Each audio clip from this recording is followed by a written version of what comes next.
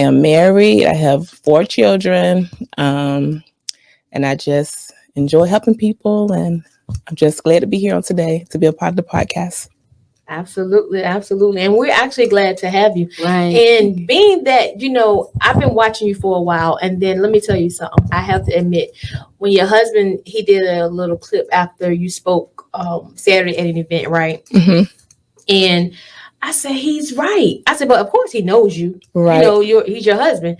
But I said, he's right. Like she is, like sometimes people, they are good with playing the background. Mm-hmm. But I believe that sometimes we do that because we just shy and we just don't want to be seen, Mm-hmm. But some of us, sometimes we're kind of forced to the front. And I think that's what it is with you. It is. Because I was always the person, I'm good in the background. Mm-hmm. Just leave me back here. I do the background work and, y'all go ahead and handle that front. Yeah. But when this came along, I think that was God's way of saying, I got to push you out your comfort zone. Right. I don't believe God take us through things for us to stay in a place of the background. Sometimes you got to come and speak and share your testimony with others to help them overcome. That's and true. So I think he done pushed me to the forefront a little bit. Yeah. So tell us a little information, like a little background on how you were diagnosed and all around that, what took place. Okay, well, I was diagnosed in January of 2021 through a routine screening. I went in for a mammogram, and I started getting my mammograms at the age of 35 due to my family history of breast cancer. Okay. I have a very, very high family history on my father's side of breast cancer. Okay. My grandmother, she passed from it. My grandmother's sisters passed from it. Mm-hmm. Also, my first cousin, she was 33. She passed from it. And my sister, at the age of 37, she passed from it. But I had one survivor who had it, was my aunt. Okay. And so I was being proactive. And so I started getting my mammogram done at 35. And so I went in for screening. And I got a call back saying that my mammogram looked abnormal, which I really thought it was nothing because I had lost so much weight. So I really thought that, breast tissue kind of changed. Mm-hmm. But by them calling so late, I pretty much knew that it was important. And so once I went in, they told me that I had 3 spots.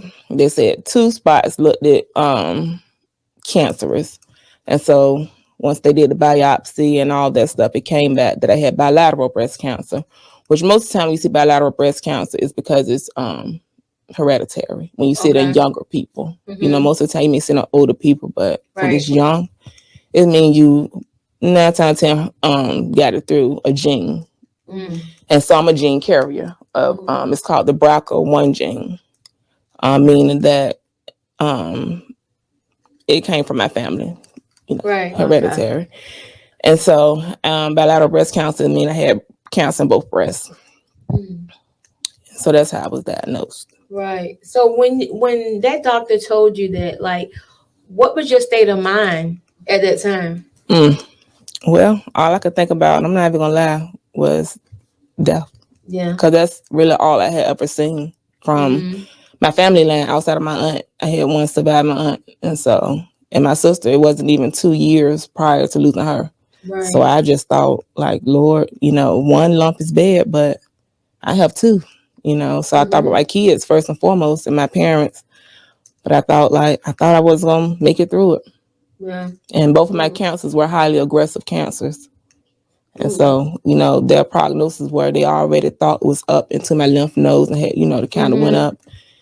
And so they gave me this plan of all this chemo. They were saying I would need 16 rounds of chemo. That's a lot. To start off with. They still wanted to give me more. They said that I would need 30 to 60 days of radiation. And then once they remove my spots, that they'll contemplate on giving me more. And so every time I went into the office, it wasn't anything that I wanted to hear, with cancer. They don't talk really good in the office, so you got to have your faith built up when you going in the office and they talking about cancer because they look at cancer, the thing we're in. For one, it's hard to treat. Okay. And for two, the issue of it may return, So that was my treatment plan. Wow. That's, I can't imagine, how you may have felt, but I can, when you said that, especially being that your family suffers from, and then your sister. Mm-hmm. So I'm sure a lot was going through your head. But what kept you pushing? Like what kept you? Because I want to say, I know, I'm thinking mentally it had to be a major impact, like dealing with it daily. So my question to you is, one, how did you deal with it as far as your mental? In the beginning, my mental was tore down. I had lost so much weight before I even started my treatments. I had lost maybe about 40 pounds. Just stressing? Stress, literally. Wow.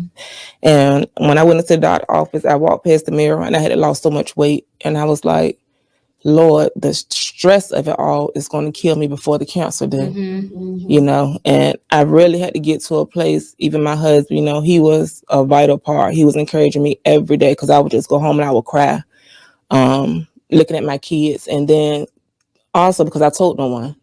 No one knew. Now how? Okay, yeah. Yeah, how did you pull that No one one off? knew. Yeah. I just decided when I went into the office and they said cancer, I knew that it would be hard for me to fight this battle with looking in the faces of my loved ones not too long ago losing my sister. I couldn't take that burden on top of fighting it too. I couldn't do it. Feeling like you would see the sadness in their face and stuff. Right. And so I told nobody but my husband, and my mom and my dad knew, because they knew I was going to get a mammogram. So they was like, well, what went on with the mammogram? But other than that, my kids didn't know. My nobody knew outside of that in my church family. Some of them knew. Right. But so when you, now looking back at it, would you still have made that same decision today as you did? I would. Yeah. I would. So let me ask you this. So at any point when you started your treatments or having surgery, no one was like kind of like asking you like, what you having surgery for? Or why you changing or losing weight? But see, this was during the pandemic. So I was home. I wasn't really around anyone. Yeah. And so once they saw me, of course they was like, ooh, you lost a lot of weight. I was getting that, but I was losing weight anyway before. Right. So but my kids, my daughter, she came, she was like, Mommy, I could put my whole arm around you, lost so much weight. And I'm like, yeah. But I couldn't put that burden on them. I would have told them if it had gotten to a point when I had no choice but to say something. Okay. But going through the treatments and stuff like that, I couldn't, for my peace of mind, I couldn't put it out there. Right. And so going on to the treatments, the doctors were telling me all this different types of stuff that I had to do. And I was discouraged. I was really, really discouraged. But I had to get to a place where I really had to trust God. Sometimes we put cancer, the word, we can go to the doctor's offices. As long as you don't say the word cancer, I'm good. You can tell me anything else, but don't tell me it's cancer. Oh, yeah. And we put that word above God. And I had to get to a place where cancer is not above God. God is able to do this. That's why I had to continue to tell myself, God, He's a healer. And so I began to speak life over myself every day. Every day. I had to put the sermon. I would listen to sermons in my ear all day while I was walking, whatever I was doing. Whenever doubt came in my mind, I would put something in my ear that would give me affirmations on what God could do. Right. And so I did do a video. God had me to do a video encouraging myself. I think I put it on Facebook. Yeah. Just speaking life over myself, that God was going to heal me and He would heal me miraculously. And I understood even through miraculous healing that it may have to take some medicine. So I won't, not easy say I won't have to do chemo. So, I can do the chemo. And so when I went into the office, my doctor, he told me they had did tests with my heart. Chemo is hard on the heart. It could tear your heart down. And so he was like, well, by you being so young, Mhm. I don't want to really do nothing that's gonna bring your heart down. So he said, I'm gonna do something on you I never done with anybody else. And so I was like, you never done with nobody else. He was like, I'm like, Lord, this ain't the time to be experiment with me. I got 4 babies at home now. You talking about it's aggressive and all this Yeah. stuff. He was like, I'm gonna give you 4 rounds of this drug. He said, I never done it with anybody else. But he did a little research on it. He was like, China, Japan, it worked over there, so I'm assuming to work on you. Oh, I'm like, well, help me, Lord. Yes, I'm looking at my husband like, we got to go. This ain't even it. He like, no. He said, Ebony, you prayed. We just gonna trust God. And so I was like, okay. And so, I went in and did my chemo, 2 rounds of it, because after the 2 rounds, they wanted to check to make sure that it was working. Okay. On ultrasound. And so I did my chemo. And when I went back in for my ultrasound, the first ultrasound tech, she was looking at one breast and she said, Miss Lowther, I don't see no evidence of cancer being in this breast. Wow. And so she began to look at the other breast and she said, well, I see no evidence of cancer being in this breast either. And so she went on to go get my surgeon so she can come and look. My surgeon like, well, Ebony, I need to see something so I know what to remove when I go in and do your surgery. Right. And so she came and she was looking. She said, I see no evidence of cancer in either one of your breasts. And so she was like, we still have to give you your 2 rounds of chemo, though, the other 2 rounds. And we may still look into radiation, still being doctors, right. But I had already stepped in my mind that God had healed me. That's right. And when I went back, after I did my chemo, I went back to get everything removed and they tested it. And the doctor came in, she said, well, we found nothing in your lymph nodes. And we found no cancer left within the breast. It's like, even if it touched your lymph nodes, we'll see the scar tissue of where it took it away at. She said, we see nothing. And she was like, you're lucky because less than 25% of people. That's what she said. Yeah. Lucky. She said, you're lucky. You were blessed. Blessed. That's what I told her. I said, I'm blessed. And God healed me. Yeah. And so that was pretty much So you didn't have to have like reconstructive surgery or anything like that because I did. I wound up having a double mastectomy. Okay, you decided that on your own. Did they require that, or that was your They didn't decision? require it. That was my decision. Okay. And I decided to have that to reduce the risk of it coming back. Right. So I did. So do you think that it was this medicine that the doctor was trying on you that worked in Japan that he told you about? That could have took care of this, as far as they're concerned. I know, God, give miracles and stuff, and that's probably more than likely what it was, but he provided this drug for you. Right. So you can have this miracle because if he never tried it on anybody else, and I'm sure he's been doing this for years. Right. Yeah. And so they're saying that worked. That drug worked. And even him having the knowledge of it was even a blessing. Now that you think about everything in a whole, it's like it was nobody but God. Nobody but God. And you had to, and that's why I often tell God, like, look, you don't got to carry me through a type of storm like that. Right. Just I know I'm hard headed. I know I am, but you don't have to do nothing drastic. Right. To get your attention. To get my attention. I'm here. Right. So I think that was all part of the plan for you. And like you said, go back to like you coming to the forefront, bringing everything out. And like you're a new person. Like I watch and I see you, you're going to different places and you speaking and stuff.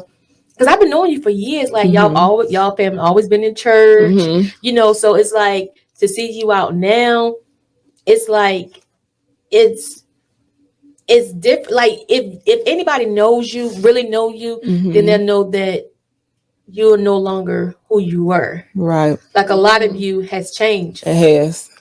Which in a good way. Yes. It's actually in a good way. But I just think like, and I did watch your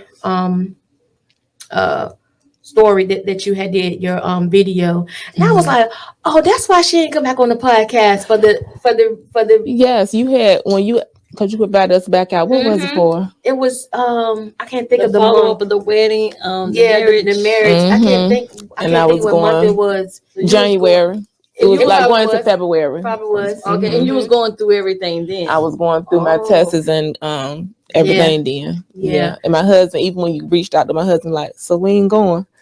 I'm like, boy, I'm stressed out. I lost all this weight. I got beds under my eyes. I'm like, I can't. But just look who you are now. Like with everything that has happened, right?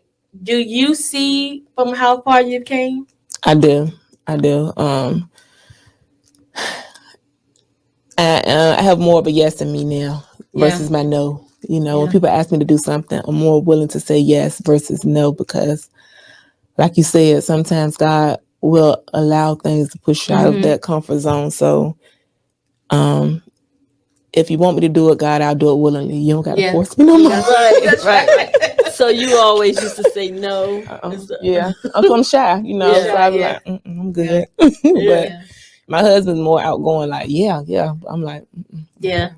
I, you know, and and now that you know, sit and look at from what I do see, it's like you have the perfect husband, far as you know, encouraging you, because when you're going through something like that, you need an encourager. you do. When you feel weak and you know you can't. Because sometimes people be like, you know, lean on God. Yes, that's true. But sometimes you need that physical being to say, hey, keep going. Yeah, you do. You know, even if he go in the shower and break down, right, he's still telling, you know, he's still encouraging you to keep going. You're so right.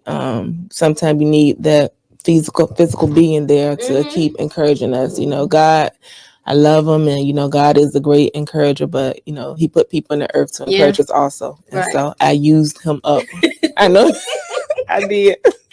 It was like, you got to get it together. But I eventually got it together. So when you got it together, like at what point did you tell your kids? I told my kids when it was complete, when I got the test that I was cancer free. And what did the kids say? They broke down crying. They couldn't believe. How old are your kids? My oldest is 20. That's my son. Okay. And then I have a 15-year-old. I have a 14-year-old and an 11-year-old. Okay. And my kids broke down crying. My son, he was upset. He was upset that I didn't say, because he's the oldest, he's 20. Right. But he was like, you mean to tell me you've been going through this, but yet you still been taking care of us, doing all you do every day? But that's how I got through, because I got wrapped up into my kids. I had no time to focus on me. I had no choice but to keep going. Like, when I say I wouldn't sit down, get up in the morning and come at home at night, I kept pushing, because I didn't want to focus on what I was going through. Right. Okay. And so how long did you have to go through the treatment and stuff? I did 4 rounds of chemo. And so my 4 rounds was one every 3 weeks. So it was like maybe 3 months. Well, every 3 weeks. Okay. And then that's when they came back and did the ultrasound and said it looks clear. And they still gave you the maintenance. I had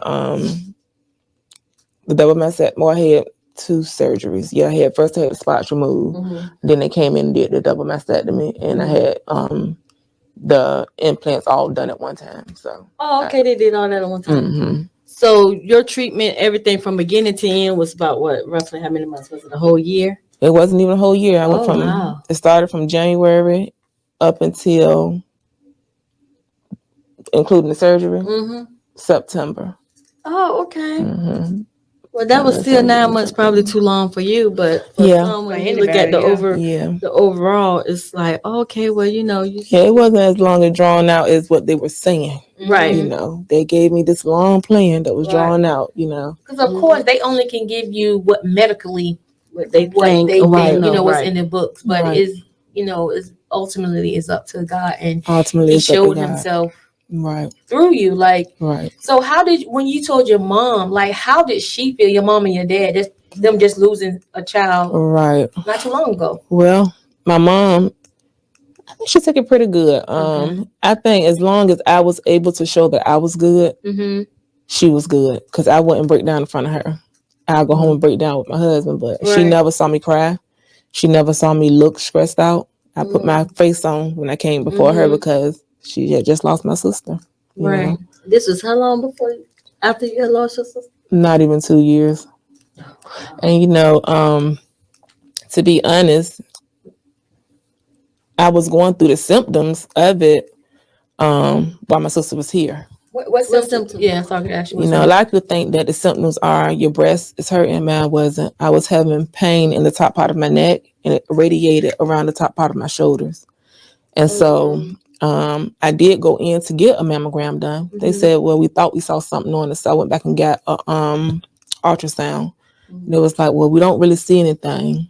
And so I was like, but I'm still hurting. You know how you kind of feel like something's still off. I'm like, yeah, I don't know. So I went back and got another mammogram before my year was up. Okay. And they said, well, we still don't see nothing.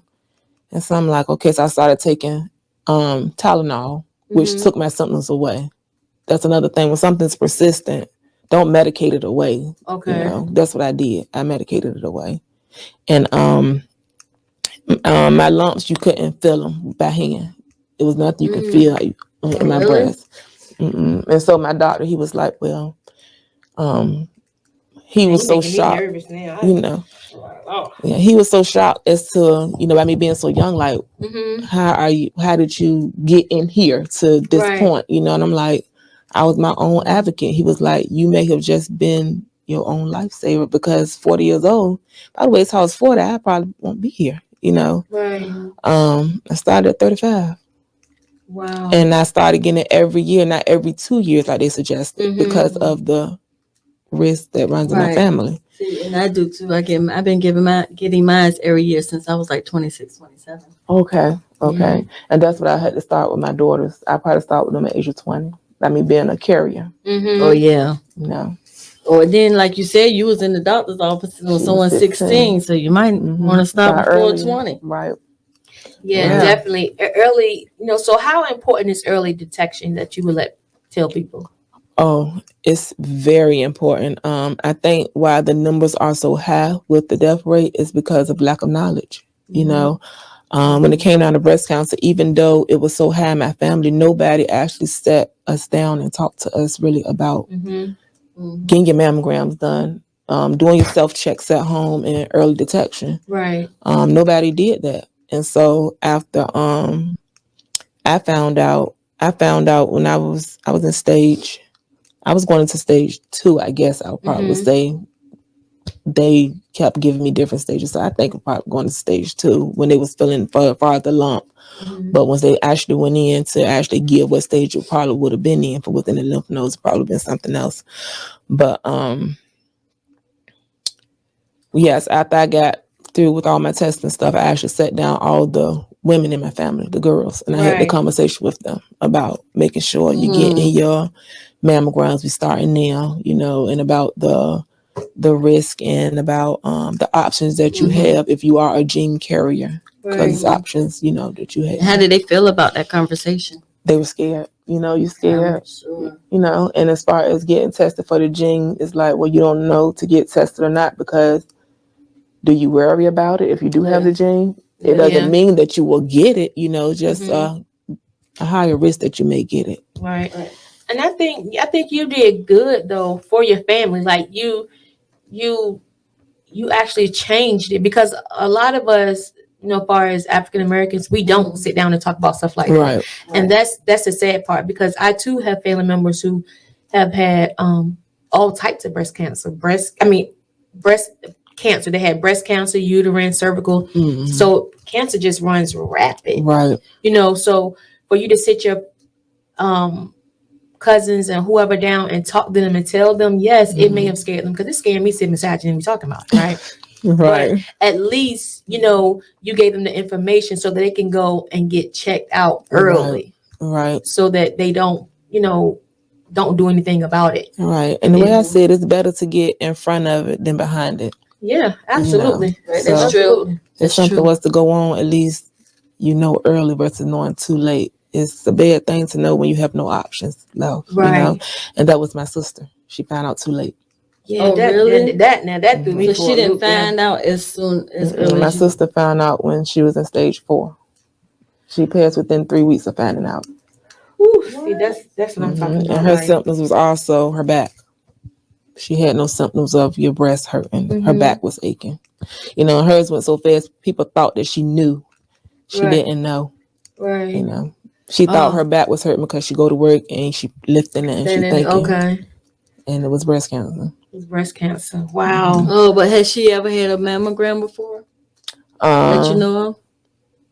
She years ago, because she used to get like the little what you call fibroid tumors when she was younger, probably like 16. She had like those removed at an early age, and so she wasn't getting them like in her Later 30s, years, and yeah. still waiting till 40. Mhm. When they say come back and get them, Right. and so she didn't. So when you're going out and you're talking to, now you're doing a lot of speaking engagements, and which I'm sure it's going to be even more now that people know that you're outside, right? Right. What are you telling these people, like, about your experience to try to make them grab hold of what you've experienced, so that hopefully they can use you, so they won't have to go through it, like far as go and get Right. checked and stuff like that. Right. Well, I tell them to basically just make sure you're going. Go get your mammograms done. Don't wait. Be your own best advocate for your own self. Go get them done every year. And if Right. your family has a history of it, if somebody is a gene carrier, what can happen is you can get an MRI done 1 year where they can catch it at the wall before it gets to the breast. Mm-hmm.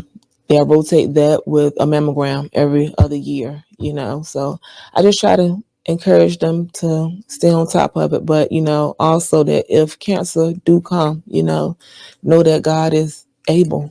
Is there's Right. hope. Don't feel like you have no hope. Yeah, I'm Right. sitting here like you know what I'm telling you, a Are you mind feeling? is a terrible thing. Are you feeling? I am. And when I tell you a mind is a terrible thing, What is she doing? She over there feeling. it was like when we had an episode last year, right? And we had two ladies on, and when I tell you, I cancel my going to get checked, Your mammogram. like my mammogram, like 3 or 4 times. For I was real? so nervous. 'Cause I was just like, Lord, they're gonna tell me. They're gonna tell me. And see, my mind is kind of wired a little different from everybody else, Mhm. right? It's just like you say it's raining. Oh, it's raining. It's and I'm right. walking right outside and it's dry. So you just gotta be careful sometimes, You But do. it now that you've had your bout, right, and you're pretty much on the other end. Mhm. What are they saying now for you? Like, what is the treatment plan now? Well, I'm on hormone, some type Therapy. of hormone therapy pill. I'll be on that. They say for 5 years, but I could stay on it for 10 years if I choose to, and that's to reduce the chances of it coming back. Okay. And so that's what I'm doing now. And of course, I go to the doctor every 3 months to get blood work done. Eventually, hopefully, be every 6, then every once a year. But So, are you nervous when you go? I am extremely nervous, but at the end of the day, I still just got to trust God.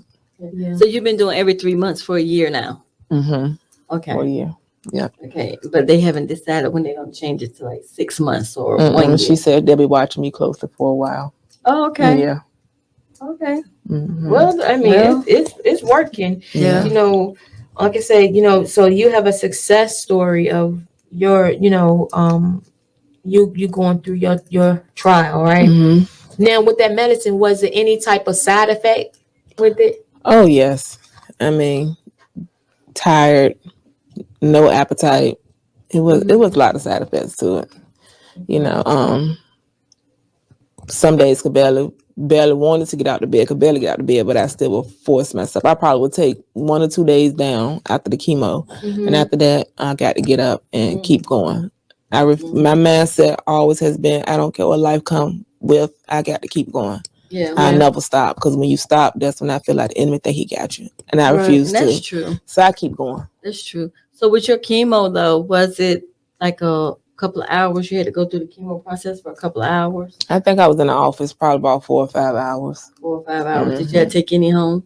No, mm-mm. Okay, just In the yeah. office. Mhm. And see, that was a good thing because most people don't catch it at an early stage. Right, Or, by you going every year doing your mammograms. right. So therefore but you said they said it was aggressive, but you was feeling something right during the time your sister was going through. Right, Which but was they wasn't almost a able to year, pick 2 it up. years. Yeah. Right. And even then on the mammogram, he was still kind of like, they don't even know how they was able to see it on the mammogram because Right. the way it was positioned and it was in the tissue. He So was it was like, like hiding. And so,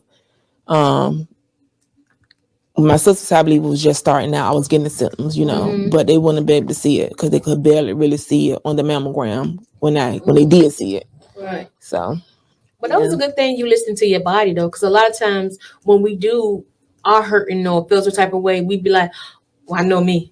oh, let me take something. Mhm. I'm gonna pop a pill Right. quick. Yeah, Right. yeah, and I'm different, but I'm not gonna do that. Yeah, Like, like wait a she'll minute, sit something down ain't and be, right. yeah, she Let me got get a up here on my headache. app and call me, schedule me an appointment. Right. Let me do a virtual appointment. They're talking to the lady. I'm riding down the street with her propped up, talking to the doctor. And she's like, "Are you driving?" Mm-hmm, but keep going with this appointment. No, we ain't canceling. No, keep going. She's like, "Where is that right now?" It's over here. It's right here. It's yeah. Yeah. Yeah, but that's a good thing. Like I said, that you listen to your body. Now, what would you say to someone who may have traveled or about to travel down the road that you've been down, but they're like, you know what? I don't want to do chemo. I don't want to do radiation. Well, if that's your mindset, I mean, I don't know. You can back. What's your plan gonna be? I mean, you can do. You know, I know. In the beginning, they was talking about that chemo. I was very scared of chemo because of everything that I heard. You know, all the side effects and stuff. My husband like, well, we can just do something natural. You want to look into the natural? I'm like, holistic, yeah. And you know, and some people, because like people that do the holistic regimens, it seems like it might slow it down a little bit, but I haven't heard of anyone where it actually worked out. Right. I mean, I don't know what statistics say, but I'm not even sure. I'm not even sure. I didn't even look it up. What I can say though, when I was doing chemo, I was fasting. I had stopped eating meat. You know, I was just doing fruits and vegetables, so that may have played a part with the chemo. Yeah. Because it was beginning of the year. You know, you do the Daniel fast, so I was just happy to fast. So everything's just working out for you. Yeah, so I was fast. I don't know if that helped, you know, with the chemo in my body. I don't know, but I was started eating better and stuff. I was eating better, and the doctor did tell me to stop. My surgeon, she did tell me to stop eating dairy and meats that have like steroids in it, like hormone, like estrogen and stuff. Get hormone free. Yeah, all of it. You know, different things like that. Sometimes the ones they say is organic, you're like, that's a big organic chicken. It sure do. That chicken organically fed. Yep. Not organically fed. But it's good that, like, for real, like, and I don't want nobody, you know, when they see this episode, think we're making light of anything. It's just that. No, but sometimes you do have to kind of like, you got to keep laugh. Yeah, you got to laugh to keep from crying because, you know, to make it. I'm not even saying keep from crying at this point because there's no crying. Like the crying days are over. Yeah. Are over. Like this is about life. We're doing life and we're just living. Right. You know what I'm saying? That's it. And that's especially like now the way these days and months are going by so fast. Mm-hmm. Well, you know it. Your teenagers they'll be your son's age 20. Right. Yep. That's true. Know, and you be looking back and you be like, I remember when, you know, and from where you came. So what's going on with you now? As far as just you in general. Yeah. Your new you. Well, I'm just trying to live life now. I think after you go through something like that, your eyes are kind of open to just enjoying life, you know, enjoying the little things that you really didn't enjoy if you didn't stop to enjoy at first, you know. And so back working, back traveling. I love to travel now. I'm gonna travel as much as I can because going through, I was like, Lord, there's a lot I ain't get to do that I want to do. I know you're gonna take me there, Lord. Yeah, that's right. You know, so I'm just enjoying life, enjoing people. Yeah, you're a new homeowner. New homeowner. Thank God. Congratulations. Thank you. Yeah, see, like, your mission is definitely isn't over. Like it's just beginning. It's just beginning. It's just beginning. So, and you know, we're excited to see all of what you know you're gonna be doing. I'm just sitting here like for real. I'm sitting here like how I do with Miss Go Getter, like a proud parent. Oh, like because it's like you're so quiet. I am. Like I even watched you. I came. You were speaking at a church, and I came to support you, and I watched you, and I was like, her mannerism just so, like, just chill, like, basically got like push it out there, like, hey, go ahead, baby, go ahead. Yeah. But once you out there, you know how to conduct yourself, you know how to hold your own. So before we go, tell us something about you that people wouldn't know? Something people wouldn't know. Besides you shy. I guess something that people would know that. Take your time. Let me think, y'all. Well, I love to sing. Okay. I can't really sing. Oh, I that's have a what whole I was little going note, though. Can you I have a sing? whole little note.